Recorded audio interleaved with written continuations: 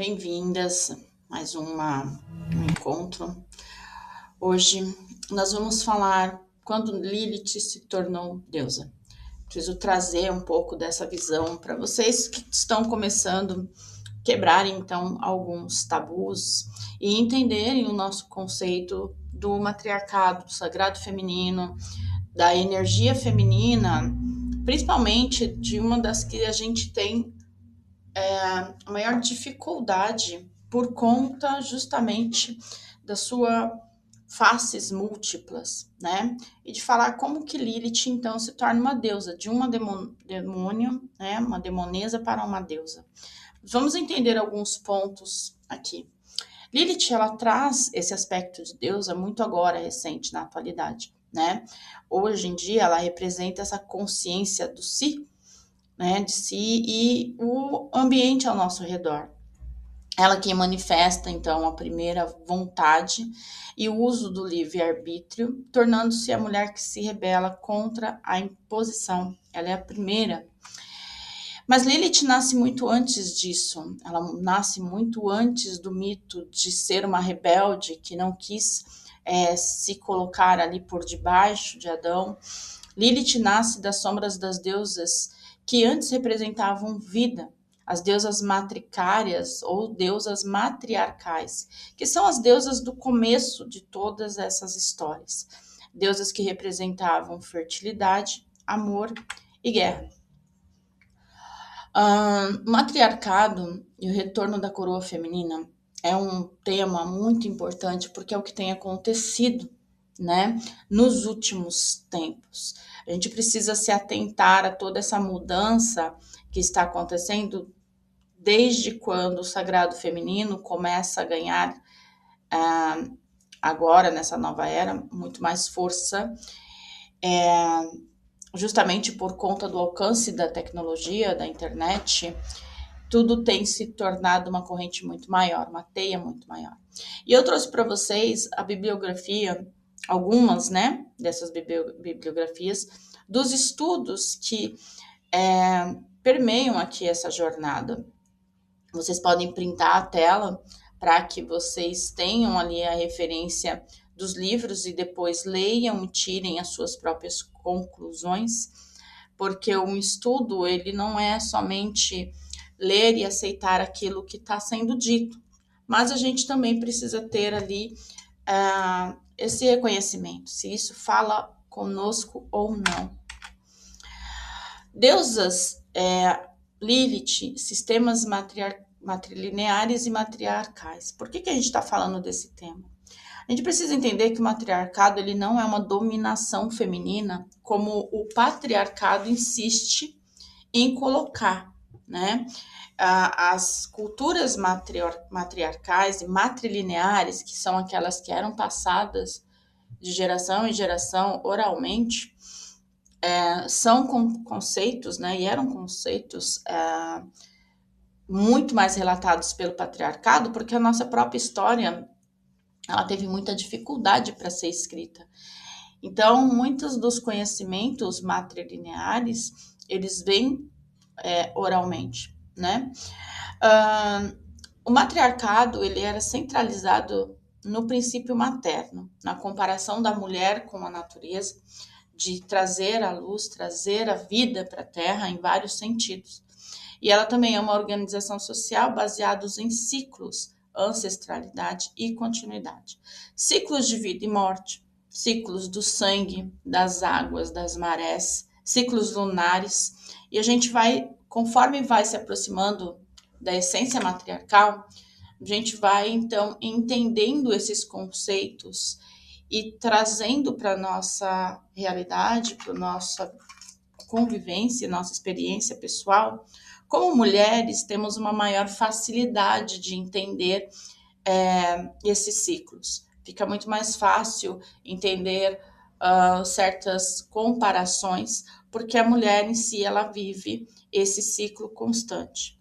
Então, na visão do matriarcado, ele é só uma inversão, né? Na verdade, não seria nenhuma inversão, ele é o lado oposto da moeda, é o outro lado de quem está visualizando uma determinada situação. Então, todas as linhagens matriarcais, elas vinham de conceitos matrilinear. A Terra não era uma posse, ela era um corpo vivo, uma manifestação da natureza e era respeitada como tal. A mulher, ela não precisava provar uma autoridade porque ela é considerada o equilíbrio, o eixo. Não existia essa disputa, né? Existia uma comparação entre os reflexos femininos e a própria natureza. A deusa, ela não governava por força, ela manifestava ali as necessidades daqueles que a cultuavam.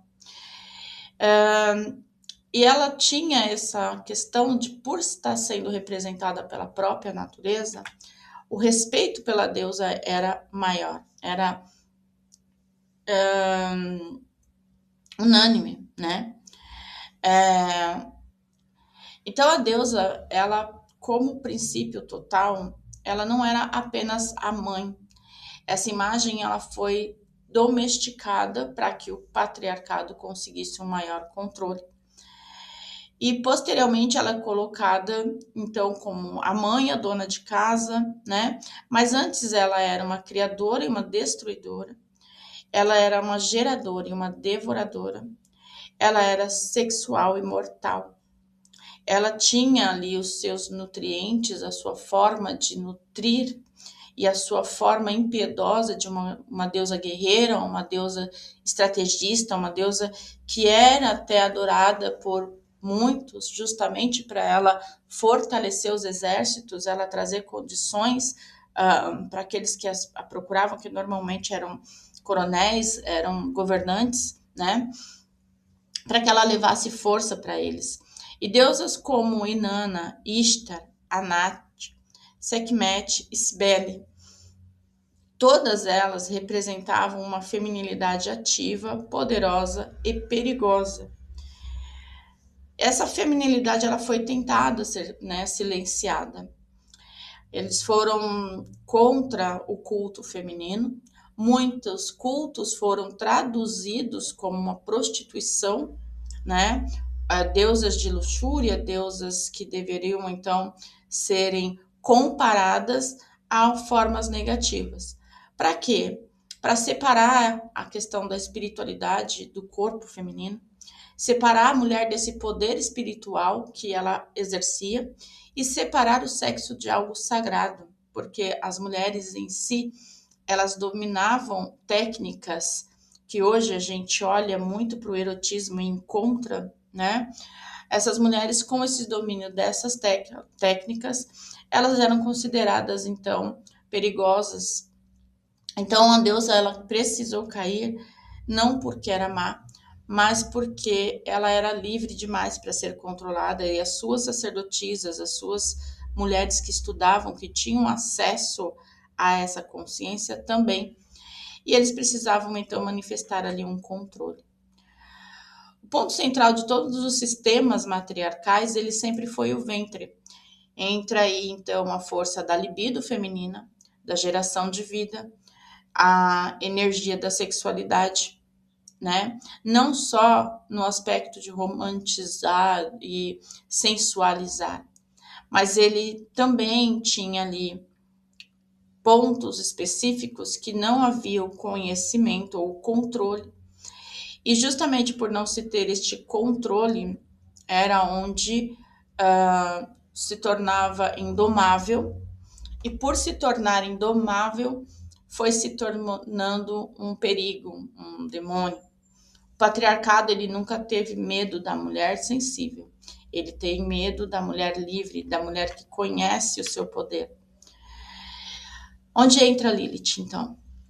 Lilith, ela não surge como uma exceção. Ela não é uma deusa à parte ou uma referência simbólica à parte.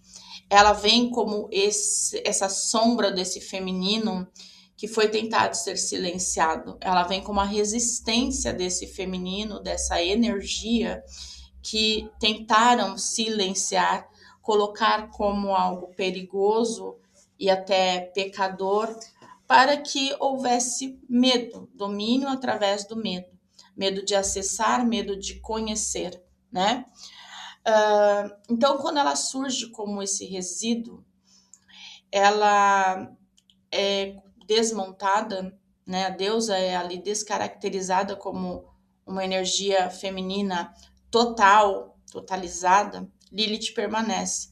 Aí sim ela assume a postura daquela que não pode ser assimilada, que não aceita ser, não aceita a hierarquia, né?